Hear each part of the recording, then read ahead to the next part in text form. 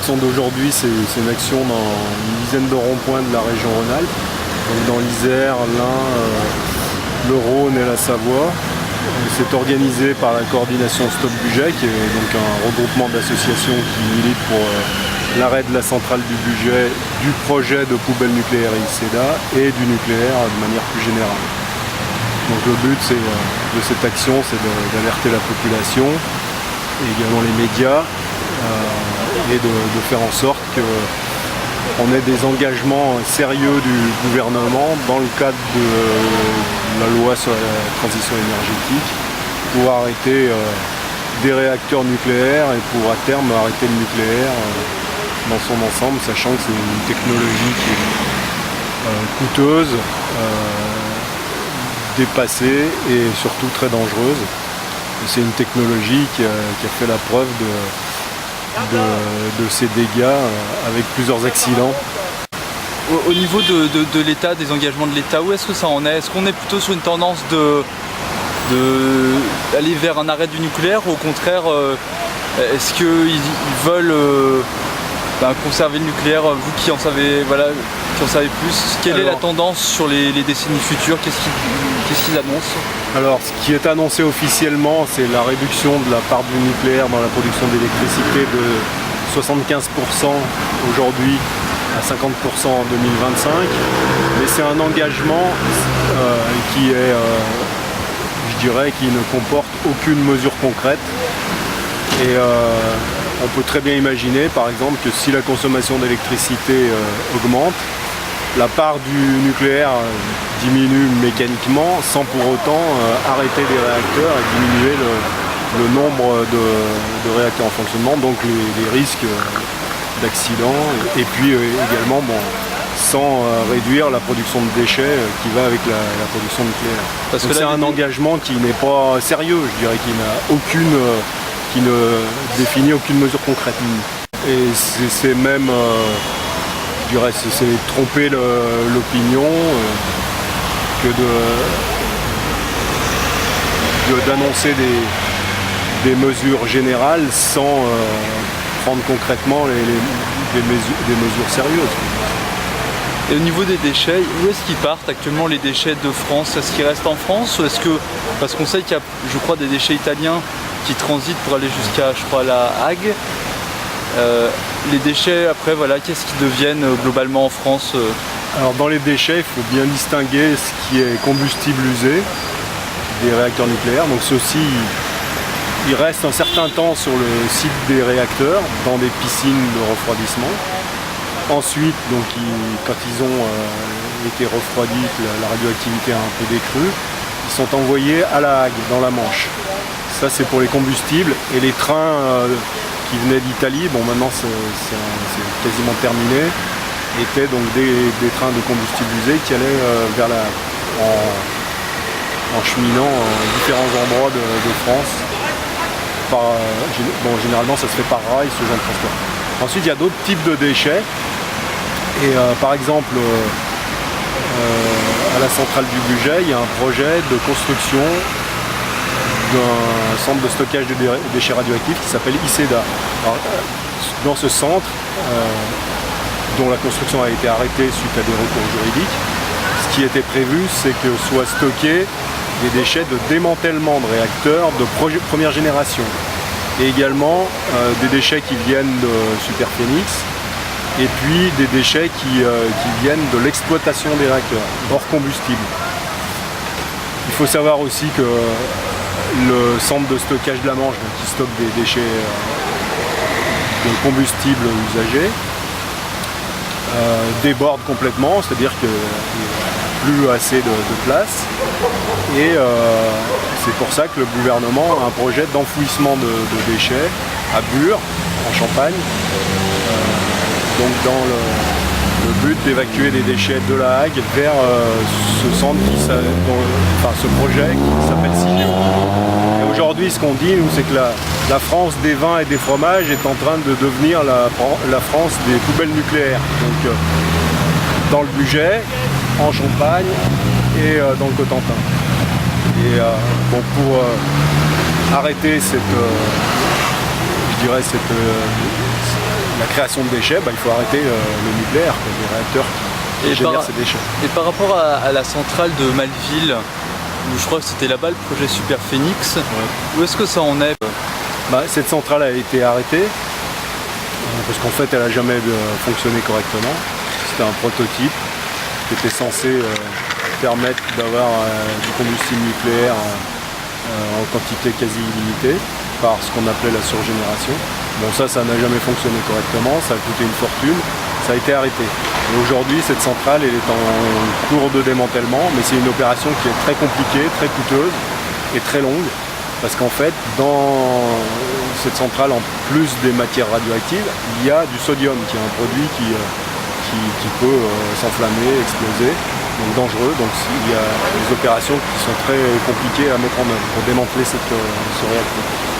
Aujourd'hui, sur ce site, je crois qu'il y a de mémoire plusieurs centaines de personnes qui travaillent pour l'opération de démantèlement. Je crois que c'est 300-400 personnes. Enfin, je ne vais pas dire de bêtises, mais en tout cas c'est plusieurs centaines de personnes. Et il n'y a plus de génération d'électricité à ce niveau-là. Au contraire, je dirais c'est un site qui nécessite encore qui a une consommation d'électricité pour l'opération de démantèlement. La coordination Stop Budget, donc il y a un site internet qui s'appelle www.stop-budget.com. Vous pouvez trouver des informations sur ce qui se passe autour des mobilisations autour de cette centrale du budget.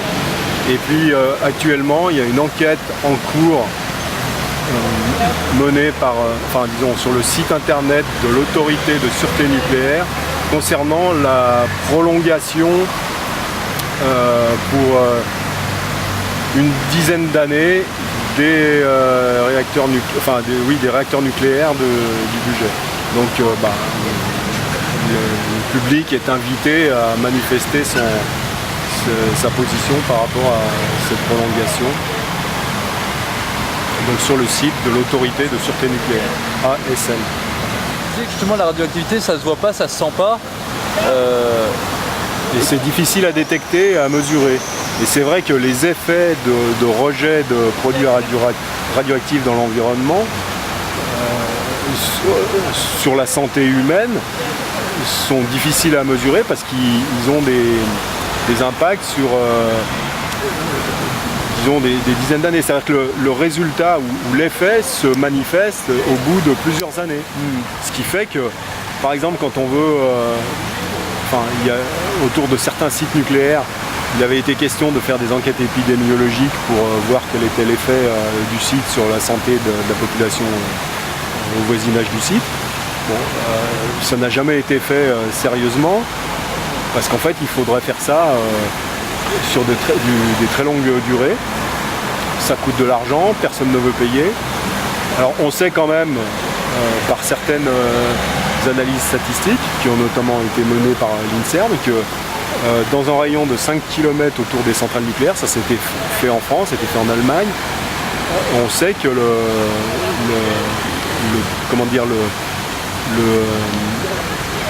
taux de leucémie chez les enfants est doublé par rapport à la normale, entre guillemets.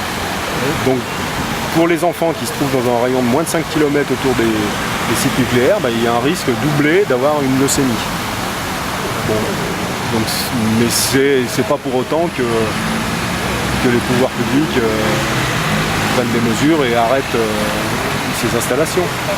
Vous me disiez juste avant, que Lyon, en cas de soucis dans la centrale du budget, serait une zone limite à évacuer, quoi.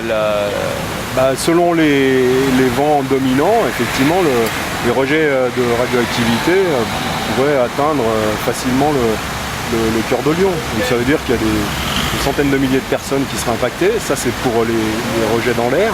Et ensuite, il y a également tout ce qui est rejet dans le Rhône, donc dans l'eau, sachant que l'agglomération lyonnaise est alimentée en eau potable par des champs captants qui sont dans la nappe alluviale du Rhône ou à proximité du Rhône, qui peut être gravement polluée par un accident à la centrale et qui de toute façon est pollué de manière chronique par des rejets autorisés, ceux-ci, par exemple de tritium. Il y a un produit à relativement courte durée de vie, mais qui est quand même un produit radioactif, artificiel. Donc si je comprends bien, Lyon demain ça pourrait devenir un futur Fukushima en cas en cas de circonstances défavorables, dont les vents et peut-être d'autres choses, et un accident de la centrale du budget. Ouais, alors il faut savoir qu'en 1984, il y a eu un grave incident sur la centrale du budget qui a failli conduire à une catastrophe du type de celle qui s'est produite à Fukushima. C'est-à-dire qu'en fait, la centrale est restée pendant donc une durée relativement importante sans aucune alimentation électrique. Il y a eu une perte d'alimentation électrique par le réseau, donc plus de possibilité de refroidir. Et le système électrique de commande était défectueux. Il y a eu un problème sur des batteries. Les groupes électrogènes qui sont au nombre de 3, qui étaient au nombre de 3 sur le réacteur, étaient pas en état de fonctionner, et sur 3 groupes électrogènes, il y en a un qui a finalement réussi à démarrer, mais on est passé à 2 doigts d'une catastrophe. Donc il peut y avoir plein de circonstances qui conduisent à des incidents ou à des accidents très graves dans les centrales nucléaires. Donc si vous avez un message, on va dire un des plus simples à faire passer à la population actuellement, que serait-il ? C'est plus de s'informer, de carrément fuir les zones aux alentours des centrales, de faire des pétitions, de vous rejoindre, tout ça en même temps. Qu'est-ce qui serait de l'ordre du bon sens pour la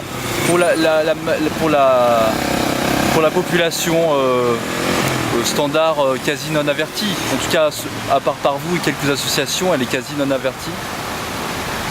Alors c'est une question difficile parce que c'est pas la population qui décide ou non d'arrêter le nucléaire, c'est le gouvernement, l'autorité de sûreté nucléaire et EDF. Et c'est en gros un lobby qui est aux manettes du nucléaire. Donc que peut faire la population face à cette situation? C'est questionner les élus, questionner les autorités compétentes et leur demander de mettre à l'arrêt les réacteurs. Sachant que le nucléaire c'est une technologie qui est coûteuse, qui est dangereuse, on peut le dire, qui est dépassée.